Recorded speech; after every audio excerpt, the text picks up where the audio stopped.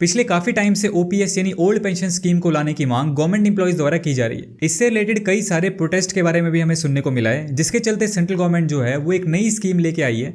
मेरे दिमाग में एक और स्कीम है, यूपीएस यानी यूनिफाइड पेंशन स्कीम। सबसे पहले हमने देखा ओपीएस यानी ओल्ड पेंशन स्कीम, फिर आई एनपीएस यानी नेशनल पेंशन स्कीम, और अब सरकार लेके आई है यूपीएस जो है यूनिफाइड पेंशन स्कीम। सवाल यह है कि ये यूपीएस आखिर है क्या, एनपीएस से कैसे अलग है, और क्या सरकार ओल्ड पेंशन स्कीम की तरफ वापस जा रही है, इसके बारे में हम डिटेल में बात करते हैं। So let's begin. सबसे पहले बात करते हैं यूनिफाइड पेंशन स्कीम यानी यूपीएस आखिर है क्या। सरकार ने इस स्कीम को अप्रूव कर दिया है और इसके तहत सेंट्रल गवर्नमेंट इंप्लॉइज को ये गारंटी मिलती है कि उनकी बेसिक सैलरी का 50% उनको पेंशन के रूप में दिया जाएगा, लेकिन टर्म्स एंड कंडीशन अप्लाइड। सवाल यह है कि ये 50% का कैलकुलेशन अब कैसे किया जाएगा। तो ये कैलकुलेशन रिटायरमेंट से पहले के 12 महीने की बेसिक सैलरी का एवरेज निकालकर किया जाएगा। यानी मान लीजिए आप एक सेंट्रल गवर्नमेंट एम्प्लॉय हैं, तो आपके रिटायरमेंट से 12 महीने पहले की आपकी जो बेसिक सैलरी है उसका एवरेज निकालकर उसका 50% आपको पेंशन के रूप में दिया जाएगा। लेकिन यहाँ एक कंडीशन है, और वो ये है कि आपका मिनिमम सर्विस पीरियड 25 साल का होना चाहिए। तो अब अगर आप सोच रहे हैं कि अगर किसी ने 25 साल से कम की सर्विस की तो उनका क्या, तो उस केस में आपकी सर्विस मिनिमम 10 साल की तो होनी चाहिए।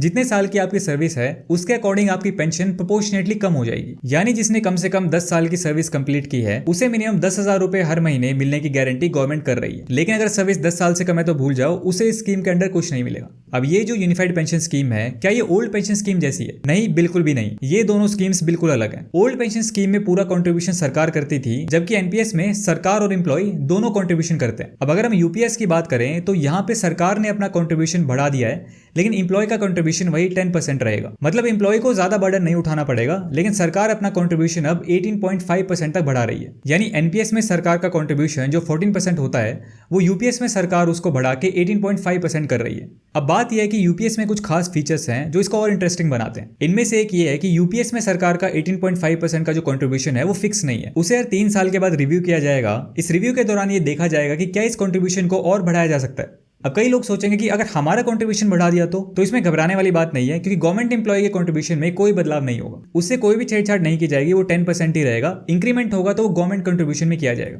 अगला इंपॉर्टेंट फीचर यूपीएस का है इंडेक्सेशन। इस स्कीम में इन्फ्लेशन इंडेक्सेशन भी शामिल किया गया है। महंगाई के हिसाब से जैसे करंट एम्प्लॉयज को डीए मिलता है, वैसे यहाँ पर आपको इन्फ्लेशन रिलीफ यानी डीआर की फैसिलिटी दी गई है, जो ये इंश्योर करेगा कि आपकी पेंशन टाइम के साथ महंगाई के हिसाब से बढ़ती रहे। अब आते हैं सबसे इंपॉर्टेंट सवाल पर कि ये स्कीम कब से लागू होगी। तो दोस्तों, ये यूनिफाइड पेंशन स्कीम अगले फाइनेंशियल ईयर यानी 1 अप्रैल 2025 से लागू होगी। जो लोग ऑलरेडी एनपीएस में हैं उन्हें भी घबराने की जरूरत नहीं है, क्योंकि आप चाहें तो आगे फ्यूचर में भी यूपीएस को चूज कर सकते हैं। और खास बात यह है कि इसको चूज करने के लिए कोई टाइम लिमिट भी यहाँ पे नहीं रखी गई है। सरकार का मानना है कि ये स्कीम 95% से ज्यादा लोगों के लिए फायदेमंद होगी। तो अगर आपको लगता है कि ये आपके लिए अच्छी है तो आप इसको कभी भी अपना सकते हैं। लेकिन अगर आप उन 5% में आते हैं जिन्हें इससे फायदा नहीं हो रहा है, तो एनपीएस में भी कंटिन्यू कर सकते हैं। अगर आप उन लोगों में से हैं जो 2004 के बाद एनपीएस के तहत ऑलरेडी रिटायर हो चुके हैं, तो हो सकता है आपको ये लग रहा होगा कि हम तो पहले से ही रिटायर हो गए हैं, तो हम क्या करें। तो जो लोग एनपीएस के तहत रिटायर हो चुके हैं वो चाहे तो अभी भी यूपीएस को चूज कर सकते हैं। ऐसी सिचुएशन में पिछले सालों की एक्स्ट्रा पेंशन अगर आपकी बनती है तो वो अमाउंट आपको एरियर्स के रूप में दे दी जाएगी, और साथ में गवर्नमेंट आपको उस पर इंटरेस्ट भी पे करेगी। इंटरेस्ट कितना होगा? जो इंटरेस्ट आपको पीपीएफ में मिलता है उसके अकॉर्डिंग। मतलब ये काफी अट्रैक्टिव ऑफर है उन लोगों के लिए जो ऑलरेडी सेंट्रल गवर्नमेंट सर्विस से रिटायर हो चुके हैं लेकिन एनपीएस के अंडर आते हैं।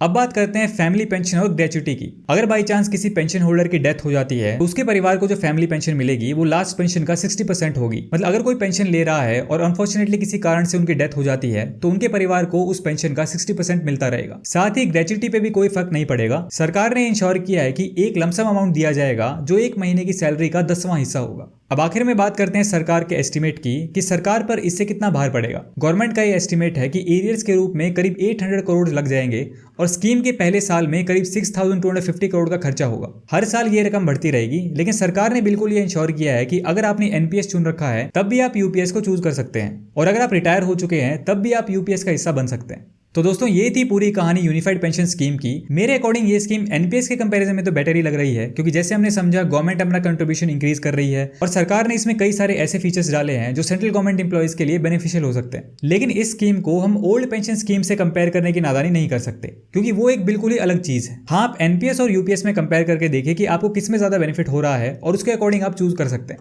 अब आपको इस स्कीम के बारे में क्या लगता है, अपना ओपिनियन कमेंट सेक्शन में जरूर शेयर करें। वीडियो पसंद आए तो इसे लाइक कीजिए और ऐसी काम की इन्फॉर्मेशन से अपडेट रहने के लिए बेसिक ज्ञान को सब्सक्राइब कर लीजिए। मेरा नाम है सुनील, मैं मिलता हूं आपसे नेक्स्ट इंटरेस्टिंग वीडियो में। Thanks for watching.